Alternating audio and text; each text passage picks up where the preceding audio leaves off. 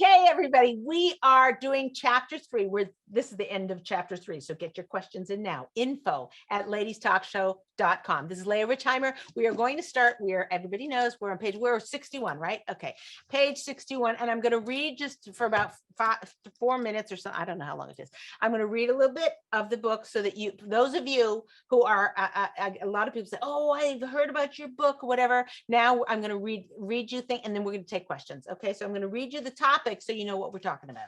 Okay, here we go. Bringing blessings into our home. Understand there are much deeper spiritual underpinnings going on here. When you prioritize correctly, all manner of unforeseen events can and will transpire to help you manage anything you might leave undone. So basically, this is under the chapter of the governor's wife, where it's talking about how did she make her husband the governor? What did she do to bring out the best and the greatest in her husband? She prioritized her life in such a way that her husband became great. And this is what we're doing here. All manner of unforeseen events can and will transpire to help manage anything you might leave undone in order to be there for your husband. Once your priorities are straight, ladies, write this down. Once your priorities are straight, things will often fall into place in a way they cannot and will not do for you otherwise. Meaning God can do anything, right? So if you prioritize your husband first, okay, and you're like, oh my God, but I was supposed to be here and that didn't work out and so forth, whatever, God will make everything work out because you did exactly what he wanted you to do, which is prioritize your husband first. Okay, very simply put, making our husband the center of our universe has the best odds of quieting the storm that rages all around us. That means our frenzied life. Okay, if you didn't understand. There are no guarantees, but the very moment we set our priorities straight and put our husband at the top of our list, all manners of blessings often flow into our homes, solving many of the problems that might currently make us miserable. So once you make your husband a priority, like the carpet thing, and it was flapping up and you kept putting duct tape and everyone kept tripping over it and whatever. And suddenly you get, your friend has black duct tape and she says it's super strong and you roll it in a thing and the carpet that's been bugging you for 2 years is fixed. Okay. So is that, from nature? Is that nature or Hashem? I don't know. But it's a hidden way that God is taking care of you because you're prioritizing your husband first. So why is this so? Rav Moshe ben Chalafta said, the Holy One, blessed be he, could find no container that would hold Israel's blessing as well as Shalom. Similarly, Sifra Bechukasai teaches, even if my Hebrew is really great, even if you have food or drink, without peace, they are worthless. Shalom is equivalent to all blessings. There is no value more precious to God than peace. And the more harmony you work toward in your home, the more blessing God will shower upon you. Are you listening to this? This is like the secret. Like you're looking for the secret sauce in your life, make your husband first. This is the most precious to Hashem. The harder you work, the more the Shekhinah, God's presence, will want to draw close to you and bring an abundance of joy and warmth into your home.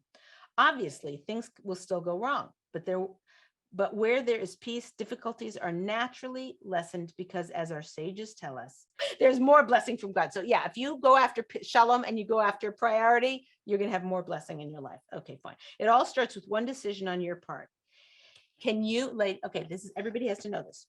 Can you answer this? Can you let go of a lifetime's worth of indoctrination about what to focus on in your life and shift your actions to making your husband and your marriage the top priority of your life? That's the question. That's what we're dealing with here. If you do it, you're going to see bells and whistles and lots of happy things in your life. If you don't do it, and it's that, you'll be living a frenzy life. Now, I'm not saying it's going to take the frenzy out. I'm talking about blessing. Right now, all we're talking about is blessing. You can have whatever's going on in your life. If it's not blessed, it's going to be hard. Go with the questions. We're good. So Rivka says, any advice for bridging differences between a husband and wife? My husband and I are opposites in many ways. We knew that going into our marriage. I found that it poses an issue mostly in our communication. My husband is very sensitive and I get frustrated by it. Any tips? She asked 4 questions. Yeah. Hello. Okay, a sensitive husband, that's a good thing. You know, it's funny. A lot of people marry their husband and, you know, they say, oh, it's so sweet. He's like, I've never met a guy who keeps everything so neat. And then like when you have your first baby and the house is a disaster and you wished you had a husband who was more messy because you know what I mean? So everything has its good side, its harder side. So sensitive husband is really annoying when you're trying to, you know, get something accomplished and everything he takes personally. But it's really good when you're feeling bad and lonely and he's like, what's wrong and what's going on? So everything has its goods and its bads. So what, that was one part of her question. What were the other 3 Yeah. questions? So, so she said, I found that it poses an issue mostly in our communication. My husband is very sensitive and I get frustrated by it. Right, but that's not a question either. Meaning she obviously she feels like everything that she says to him, anytime she communicates with him, he's getting sensitive. He just takes it in a sensitive way. So she can't. Okay, so we've covered many times the fact of being a victim. Okay, so are you a victim to your husband's sensitivity? Right, which is very disempowering. There's nothing you can do. There's nothing you can, you know, no actions you can take when you're a victim, right? You're just lost. But if you start to do some introspection and think, is there anything, any little tiny thing, is there anything I can do to shift the situation, right? Now you're empowered. Someone says, oh, that's blaming the victim. No, you know, it is blaming the victim, saying you're bad and wrong, but giving the victim power, that's a nice thing to do. Okay.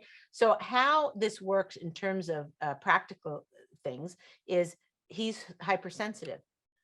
So you might have been raised in a family where everyone says, oh, no, that dress looks terrible on you. You should change it. And the person, oh, thank you. You know, and he was raised in a family where, you know, someone says, I'm not sure if you want me to tell you, but you know that really the black and orange and purple and green don't really look good together. I'm sorry for interrupting, you know, whatever. You know? So it's kind of like, you know, where you come from.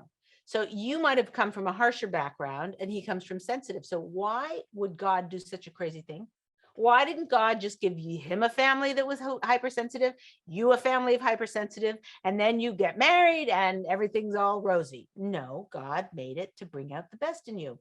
You need to be able to work and to be able to, instead of whatever you're saying to him that he gets hypersensitive about, you need to be able to talk softer. That's what you're meant to learn. Why? God, you know what your role is and what your goal is in life by what God gave you. So if he gave you a husband who's hypersensitive, your job is to be able to match that and to be able to, instead of being the, you know, oh yeah, you look terrible in that outfit, you need to say, oh, what's going to work here?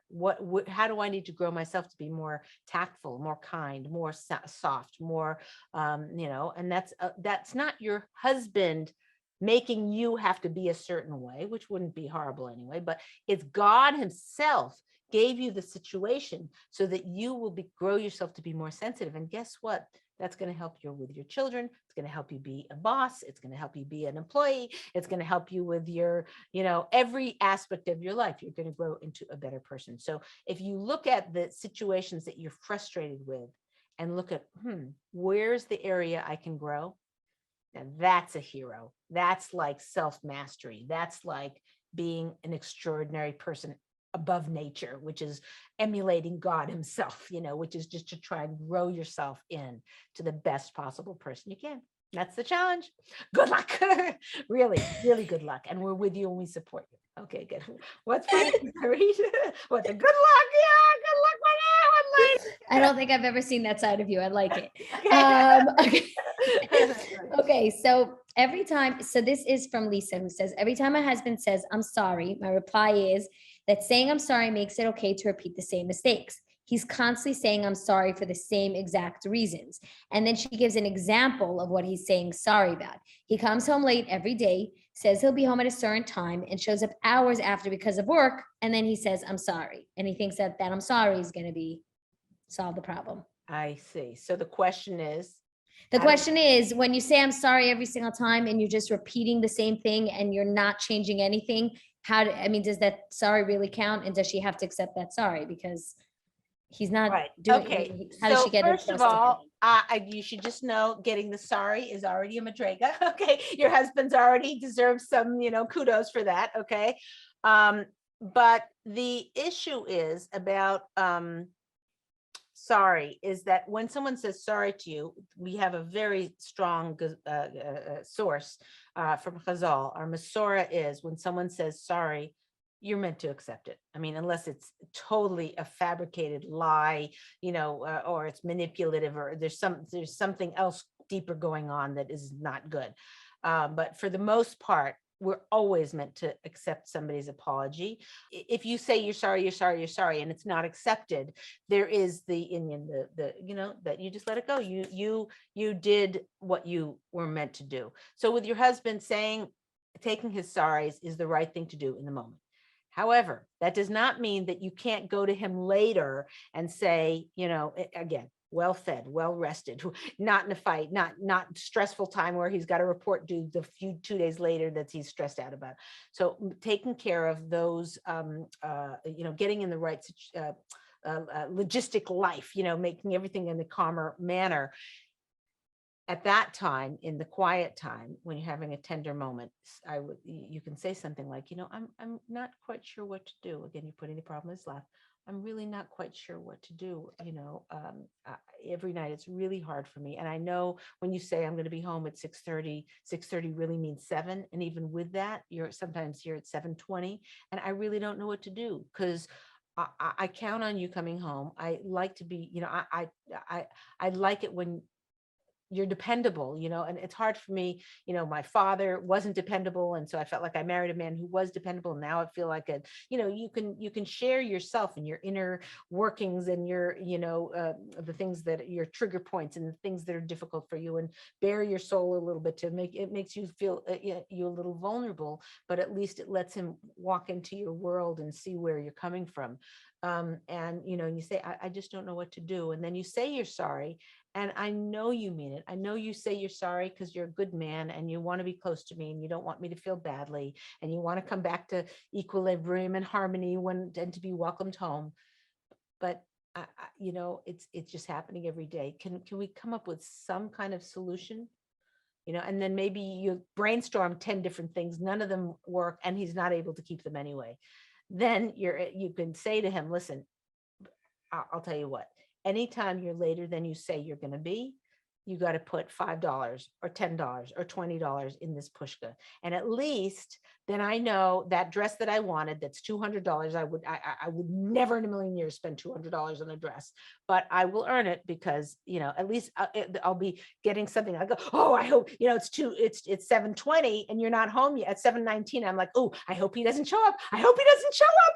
Yay, I get my $20 for the day. We got to come up with something that is going to be a win for me, because the way it now is, I just feel yuck every day. And then our night feels tension filled because I can't get over that upset.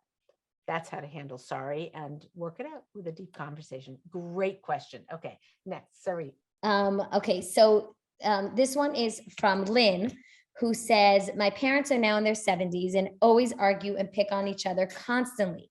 How can I stop them around my kids? It's frustrating me and my children. They keep saying they're too old to change, but my kids hate it. Oh, can you imagine? I mean, they're still together at 70, right? They're still together at 70, but we should have given this to them many years ago. I don't know that there's much that can be done in terms of the. She actually added, she added, my parents bring out the worst in each other. Oi, oi, oi. Okay, so this is really a shaila for a rabbi. A question for a rabbi is, there's two things. One is I think you need to limit the amount of time the kids are spending, getting that example. The other thing is, it's very interesting. I'm going to tell this study that very, very quickly, but they had a group of people and they had them two groups of people, 100 people. I think it was UCLA, something like that. There was 100 people here, 100 people here, and they put them in a room, and they said, okay, what one group was told, oh, we're going to watch some commercials and then do, and then take a quiz after. Before the quiz, they wrote down, how likely or unlikely are you to smoke cigarettes? How much do you think it's glamorous? Do you think it's this? Whatever. Fine. Then they showed an hour worth of commercials on cigarettes, and then at the end they said, how likely or unlikely are you? And they did before and the after, and they studied that. Now in this classroom, they had 100 people. They did a before survey. How likely are you to smoke cigarettes? Do you think it's glamorous? Do you whatever, whole big thing. And then they showed the same videos, but before they showed the videos, they said, oh, by the way, you are about to watch, an hour of commercials about cigarettes. And in these commercials, they are going to show you how, they're going to show you a guy smoking cigarettes surrounded by females, and then they're going to show this good looking guy smoking a cigarette. And they're going to have people all happy and doing, they are going to show you these things to make it you think that when you smoke that cigarette, you're going to get that fancy sports car. You're going to have lots of money because look at the mansion behind them. You're going to have you're going to have a whole entourage of potential husbands or wives or whatever. They're going to manipulate you and manipulate your mind and brainwash you to think that if you smoke a cigarette, you're going to associate with all these great things. Let's watch the commercials. And they showed the commercials, and then they did the survey at the end. The people who just watched the commercials at the end said, yeah, it looks fun. Yes, it looks great.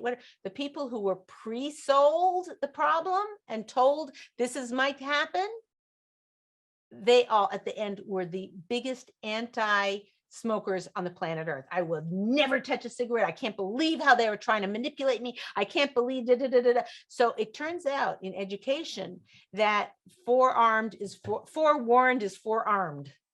So before you take your kids are about to go to grandma and grandpa's house, okay, Bubby and Zadie's house, whatever, but before they're about to go there, if you were to say, I love Bubby, it's not lashon hara, it's chinuch. It's not speaking gossip about them. It's educating your children on how not to be. You can learn a lot from how not to be.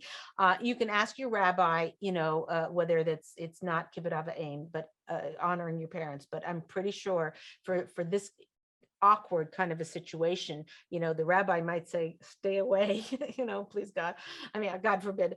But they, if you forearm the kids like they did at the UCLA study, your kids will go there and they'll get it. And hopefully, God willing, and God should protect you. And again, prioritize your husband, and then the blessing in the house will hopefully take care of this awkward situation. Okay, next question. Good questions, guys. Okay, yeah, good question, right? So Lizzie says, my husband always tells me he loves me. I don't say it back. I would rather show him acts of kindness, but I feel like he wants to hear it back. How can I remember to say it back when I'm so used to never saying it? Obviously, her love language is not words of affirmation. So right, but the thing is that if her husband is specifically telling her he wants to hear it, guess what? Her name was Lizzie. Lizzie, this is now the single most important priority in your life. More than eating, more than sleeping, more than exercise, more than taking care of your children, more than anything you're doing. That has no significance in your life compared to this need that your husband has. And this is a big one. I love you, and he needs to hear it. So you got to step up to the mat, girl. This is your day to shine. And what you need to do is you need to figure out how you can get it out of your mouth.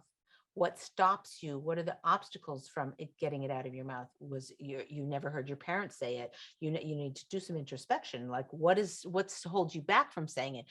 Does it make you feel vulnerable to say it? Does it make you feel what's the word I'm looking for? Like low self-esteem, like who am I to, I don't know, who am I to share that intimate part of myself, or I just want to show him I have a hard time talking and connecting. Like it's my parents never did that, or I don't like to do that, or anytime I've been vulnerable like that, I've been hurt. So there's no way I can even go there. You need to do a lot of introspection to see what your blockages are to doing this. This is your priority, girl. This is it. This is your life's mission right now, is to figure out what stops you and how to get over it.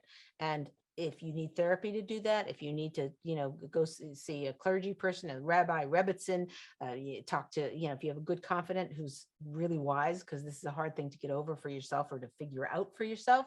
But once you figure that out, you need to start doing the avodas. You need to, with the work, you need to put Post-its everywhere. Maybe that he doesn't see, maybe a little thing on your phone that comes up with a chime that he doesn't hear or doesn't realize.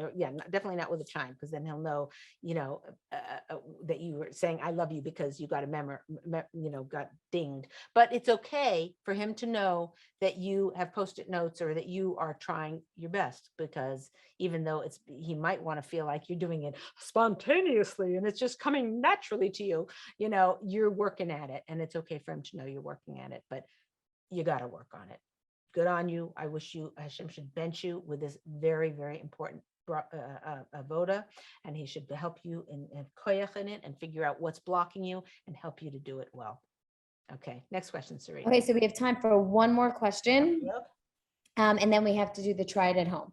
Okay, so Meira says, I would love to turn my husband into the governor.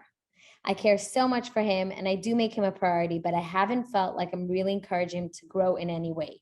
Do you think I'm doing something wrong, or it's just growth takes time? I need more specifics, because growth does take time, but maybe. Yeah, obviously her husband is not the governor. No. Right. But the issue is that, I don't know the practicalities of what she's doing to make him her priority. If she's, some of the things we talk about, I guess later in the book, but we talk about, setting his table first. Even he won't notice. He won't know what plate. After the whole table's set, you think he can figure out, whose plate went first? No, but the woman is doing it to make her husband, to prioritize him, to make him her king.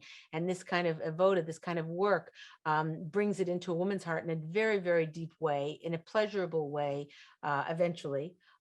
Because you'll see the closeness that it creates just by her putting him in that kind of a stature. So I'm not quite sure what activities she's saying that she's already doing that's taking too long. Is it possible to ask her? Is it possible if you type in a couple of things? I'll do this, try this at home. Yeah, exactly. You do the try it at home, and meanwhile, if you are on Meira, we'd love to have some examples of how you're prioritizing your husband, just to make sure you're doing that right. Okay, there you go. Okay, fantastic. Okay, so the homework for the day is to one time a day or once during the day, say I love you to your husband. Make a little note, if it's hard for you to verbalize it, putting it in a little note. You have to know if it's going to mean something to him, or he's just going to, whatever. He's going to throw it away, by the way. You just need to know, men are different. Women will save that in their drawer for 20 years. A guy, it's gone in the garbage, okay? They just don't, no crazy expectations. So your homework for the week, try this at home, is to put a love you note and to say, or to say, I love you. Okay, let's go back to Meir. What was the question? Did she ever write in? You're on speaker. Okay, so yeah, I know. I was on mute for a second. Yeah. So Meira, no, she didn't. Okay, all right. Well, we did the best we could. Okay, everybody. Thank you, Meir, and everybody, for all of your questions. Keep sending them in. info@ladiestalkshow.com.